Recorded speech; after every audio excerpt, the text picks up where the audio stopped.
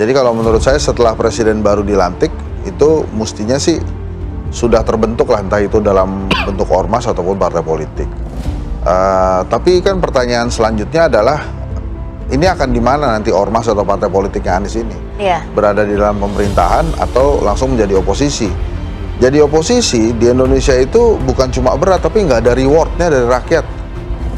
Reward terakhir dari rakyat untuk oposisi itu cuma diterima oleh PDI Perjuangan setelah dia beroposisi lama dengan Demokrat, kemudian bisa mencalonkan Jokowi dan menang. Itu reward terakhir. Tapi kalau kemudian setelah 10 tahun Pak Jokowi memimpin atau eranya Pak Jokowi itu kan nggak ada reward tuh buat oposisi ya. Jadi Demokrat, PKS itu kan nggak ada sama sekali, nggak ada rewardnya.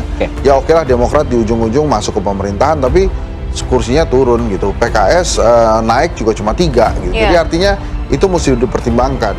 Anies Rashid Baswedan menyampaikan sejumlah rencananya ke depan setelah tidak maju di Pilkada 2024. Anies Baswedan merespon usulan agar dirinya masuk partai politik atau mendirikan parpol. Anies memberikan sinyal akan membangun ormas atau partai politik. Ia awalnya menyampaikan jika hampir semua partai tersandra oleh kekuasaan, jangankan dimasuki, mencalonkan saja terancam. Agak beresiko jika dirinya nantinya akan masuk partai. Lalu apakah Anies akan membuat partai politik? Ia mengatakan bila untuk mengumpulkan semua semangat perubahan yang semakin hari semakin besar dan terasa, itu akan menjadi sebuah kekuatan, diperlukan menjadi gerakan. Maka membangun ormas atau membangun partai politik, mungkin itu jalan yang akan ditempuh. Apakah kemudian stay, kan kalau garis perubahan harusnya di luar pemerintahan kan?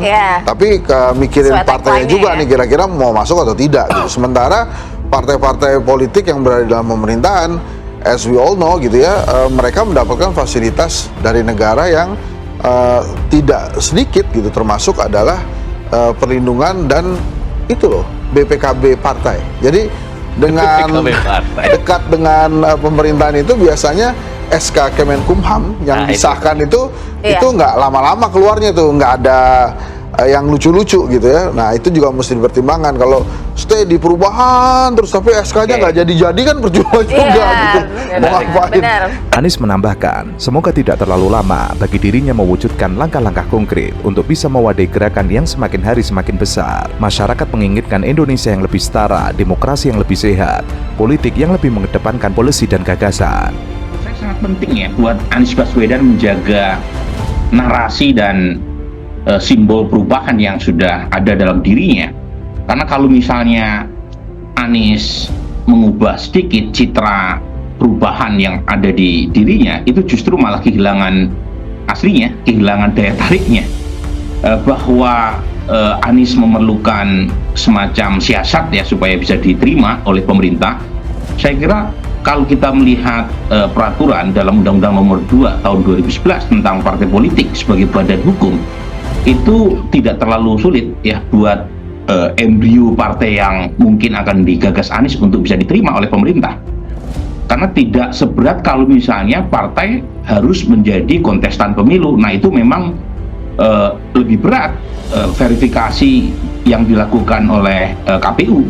Tetapi step pertama kan lolos dulu sebagai partai yang berbadan hukum. Sebelumnya, usai ditinggal partai politik di Pilkada 2024, logisnya Anies mendirikan partai atau memimpin partai. Jika Anies memimpin partai yang sudah ada, baik yang masuk parlemen atau tidak masuk parlemen, telah terbaca kapasitas dari partai tersebut. Begitu pula dengan perilaku dan culture para elitenya. Namun, kalau Anies Baswedan mendirikan partai sendiri dan mendesain sesuai dengan apa yang Anies inginkan, hal itu tentunya berbeda. Tokoh perubahan butuh kendaraan perubahan yang pas dengan apa yang menjadi agenda perubahan. Para pendukung Anies Baswedan seusai Pilpres 2024 sudah menginisiasi Partai Perubahan, meskipun masih berbentuk kepanitiaan. Partai Perubahan ini kabarnya sudah tersebar di seluruh Indonesia dan luar negeri. Dan menurut saya pemerintah kalau misalnya menjegal embrio ini, itu akan mudah sekali ditembak oleh kalangan civil society. Jadi saya kira pemerintahan siapapun termasuk Pak Prabowo tidak akan gegabah untuk menolak status atau legalitas partai yang mau dibentuk oleh Anies kalau syaratnya terpenuhi. Nah itu, nah memang syarat untuk bisa dipenuhi tidak mudah tentu saja. Makanya tadi saya menyebut selain potensi sebenarnya ada juga tantangan yang terbuka ya di Anies atau timnya untuk membentuk partai baru, yaitu soal mobilisasi sumber daya. soal logistik. Karena kalau kita mengacu pada pendirian partai, itu kan partai di Indonesia itu mengasumsikan partai nasional. Dan itu sangat berat memang, terutama kalau pengen menjadi partai peserta pemilu. Dan dibutuhkan duit yang besar. Nah, tentu Anies punya semacam bisnis network ya, terutama setelah pernah menjadi orang nomor 1 di Jakarta. Tetapi pertanyaannya, sanggup atau tidak mendirikan partai dengan jumlah besar, ya terutama kepengurusan sampai tingkat kabupaten kota. Nah, ini tantangan logistik yang tidak mudah. Dan kalau misalnya Anies mampu melewatinya, saya kok yakin ya partai ini bisa menciptakan kejutan. Sesuatu yang sah, tapi real politiknya sesuatu yang amat sangat tidak mudah. Butuh uang, butuh pengorganisasian, butuh banyak hal untuk bisa ada partai politik yang bisa berkontestasi. Kalau cuma deklarasi, hey, saya punya partai, itu mudah, Mas Anies. Tetapi untuk kemudian partai itu bisa betul-betul maju dalam pemilu, kemudian menyodorkan gagasan dan menyodorkan orang-orangnya, itu kan prosesnya sangat tidak mudah. Ya. Anda menyadari itu dan tetap mempertimbangkan ini? Tentu. Jadi kalau kita mau berjuang, ya pasti akan menghadapi tantangan itu. Anies Rashid Baswedan menyampaikan sejumlah rencananya ke depan setelah tidak maju di Pilkada 2024. Anies Baswedan merespon usulan agar dirinya masuk partai politik atau mendirikan parpol. Anies memberikan sinyal akan membangun ormas atau partai politik. Ia awalnya menyampaikan jika hampir semua partai tersandra oleh kekuasaan, jangankan dimasuki, mencalonkan saja terancam. Agak beresiko jika dirinya nantinya akan masuk partai. Lalu apakah Anies akan membuat partai politik? Ia mengatakan bila untuk mengumpulkan semua semangat perubahan yang semakin hari semakin besar dan terasa, itu akan menjadi sebuah kekuatan, diperlukan menjadi gerakan. Maka membangun ormas atau membangun partai politik, mungkin itu jalan yang akan ditempuh. Ketika saya diputuskan untuk menjadi calon presiden, ya konsekuensinya saya harus keliling Indonesia. Saya ketika ketemu dengan jurnalis internasional, ketemu saya, Pak Anies jadi capres Indonesia itu sulit, Pak Anies. Ini ukurannya itu dari Aceh sampai Papua, itu seperti dari London sampai Ankara. Berat sekali buat Anda sebagai calon. Kemudian penduduknya 270 juta lebih. Berat sekali Anda sebagai calon. Ya dia datang dari sebuah negara yang cuma 5 juta, 6 juta. Jadi saya katakan ya memang iya. Karena kondisi kita memang besar seperti ini. Sama seperti pertanyaan Nana tadi. Iya, kalau memang partai politik tentu akan berat. Kenapa? Ini sebuah negeri yang amat luas. Penduduk amat banyak. Sebarannya luar biasa dan aturannya mengharuskan ada cabang di mana-mana. Ya itu kenyataan yang harus kita jalani jika rute itu diambil.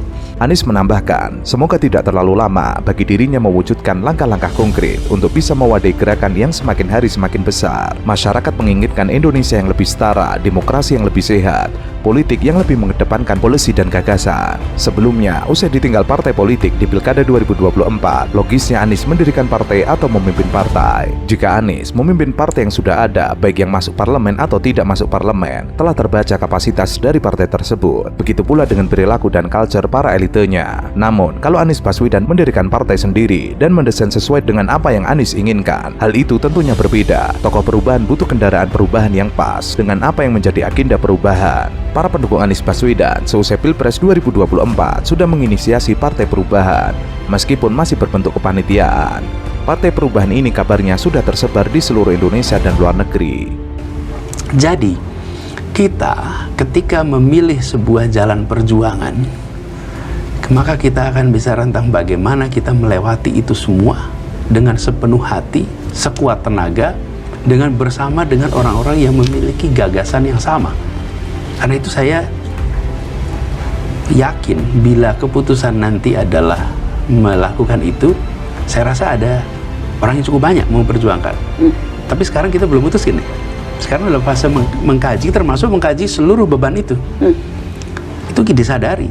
Pengamat politik Rocky Gerung mendukung Anies Baswedan jika ingin mendeklarasikan partai. Ia memberikan masukan jika Anies benar-benar ingin mendirikan partai, sebaiknya dideklarasikan saat Presiden Jokowi turun dari kekuasaan. Artinya, deklarasi tersebut diselenggarakan pada 20 November nanti. Rocky juga mengatakan Anies Baswedan memiliki semua instrumen untuk mendirikan partai, dari software hingga hardware. Ada katakan momentum penting. Dan dari mulai statement Anda keluar, ini sudah banyak kemudian analis-analis politik yang memberikan saran-saran. Salah satu sarannya katanya momentumnya 20 Oktober ketika pelantikan presiden baru. Kenapa ya? Kok 20 Oktober? Menantang Anda untuk mendirikan partai itu bersamaan dengan pemerintahan yang baru. Gini, saya belum tahu ya kapan, karena juga saat ini belum diputuskan apakah akan membuat apa tidak. Tapi yang penting bahwa ketika nanti putusannya adalah membuat ormas atau partai, maka ini harus menjadi sebuah gerakan yang baru, yang berbeda. Nah, nanti kapan memunculkannya, bagaimana memunculkannya, nah itu biar dirundingkan sama-sama aja.